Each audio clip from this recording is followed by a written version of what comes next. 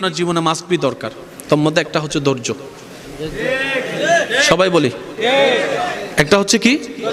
সবর, ধৈর্য। আমি সবার উদ্দেশ্যে বলছি, আমার ভাই বোন যারা শুনছেন, যে যে পজিশনে আছেন, যে যে প্রফেশনে থাকেন না কেন, আল্লাহ যতগুলা নিয়ামত রেখেছেন সব নিয়ামত ধৈর্য নামক রাস্তা দিয়ে গিয়েই নিতে হয়। ধৈর্য ছাড়া নিয়ামত পাওয়া যায় না। মনে রাখবেন, প্রত্যেকটা আমলের জন্য পুরস্কার হয় একটা, কিন্তু ধৈর্য ধারণ যারা করে জান্নাত পাবে তাদের জন্য পুরস্কার হবে ডবল ডবল।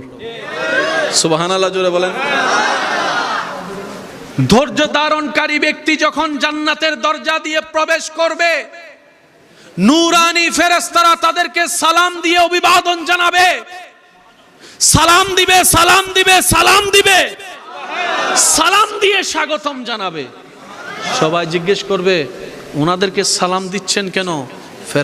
ফেরেশতারা উত্তর দিবে, এরাই রবের সে বান্দা যাদের দুনিয়াতে শক্তি ছিল প্রতিশোধ নেওয়ার, কিন্তু রব খুশি হবে জেনে প্রতিশোধ না নিয়ে ক্ষমা করে দিয়েছিল। সুবহানাল্লাহ।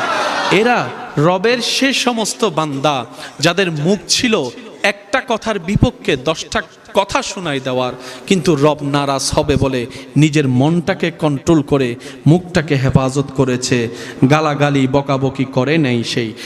সেই বান্দা, যে বান্দাটা হাত ছিল, মারার মতো ক্ষমতা ছিল, কিন্তু সে আঘাত করে নাই, রব নারাজ হয়ে যাবে বলে ধৈর্য ধরেছে। পারিবারিক কষ্টতে ধৈর্য ধরেছে, আপনদের কষ্টতে রবের দিকে তাকিয়ে ধৈর্য ধরেছে, সামাজিক কষ্টের মধ্যে, অপবাদ অপমানের মধ্যে, সমালোচনার মধ্যে, বদনামির মধ্যে নিজের অন্তরটাকে কন্ট্রোল করেছে, নিরাশ হতে দেয় নাই। লা তাকনাতু মির রাহমাতিল্লাহ আয়াতের দিকে তাকিয়ে থেকে রবের রহমতের হুকুমের দিকে তাকিয়েছিল, রবের রহমতের হুকুমের দিকে তাকিয়েছিল।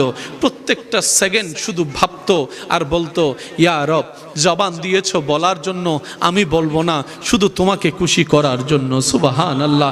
আমাকে আঘাত দেয় নেওয়ালাকে আমি উল্টা আঘাত করব না, শুধু তোমাকে খুশি করার জন্য। আল্লাহ, আমি হাজার অপবাদ সহ্য করতে রাজি, বদনাম সহ্য করতে রাজি, কিন্তু তারপরও কারো ইজ্জত হানি করব না, ইজ্জতে আঘাত করব না, বদনাম করব না, কারো সম্পর্কের মধ্যে বদনাম লাগাই ফেঁস লাগাই দিব না। আল্লাহ, শুধু তোমাকে শুধু তোমার দিকে তাকিয়ে আছি ধৈর্য ধরে তোমাকে খুশি করার জন্য। আল্লাহ, তোমাকে খুশি করার জন্য।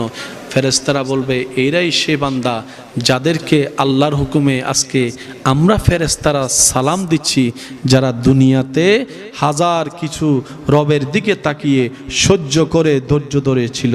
সুবহান। এমন নবীর উম্মতের খাতায় আপনার আমার নাম লিখা, যেই নবীকে রব্বুল আলামিন এমন মেহবুবিয়তের স্থান, মর্যাদা, শান দান করেছেন, যেই নবীর কদম থাকে মাটিতে, হাতটা বাড়িয়ে দিলে হাত চলে যায় জান্নাতের বাগানে, যিনি আঙ্গুল তুলতে দেরি, চাঁদ 2 ভাগ করে দিতে রব দেরি করে নাই।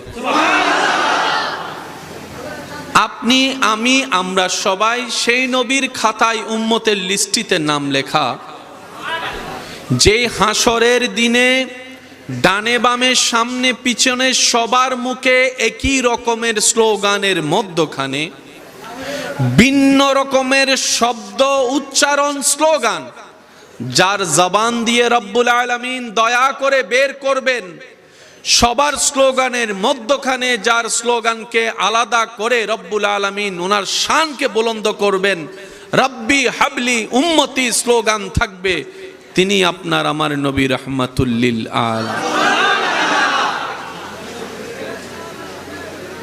ভাইয়া একটু নীরবতা। আমি কিন্তু আপনাদের সবাইকে দেখতে পাচ্ছি না,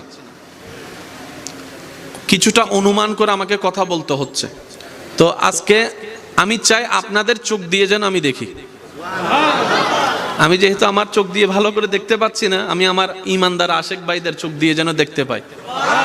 আপনারা আমাকে সে ফিলটা, অনুভবটা দিবেন যে না ভাই, আপনি দেখছেন না কি হয়েছে, আপনার পক্ষ থেকে আমরা দেখার কাজটা করে দিচ্ছি।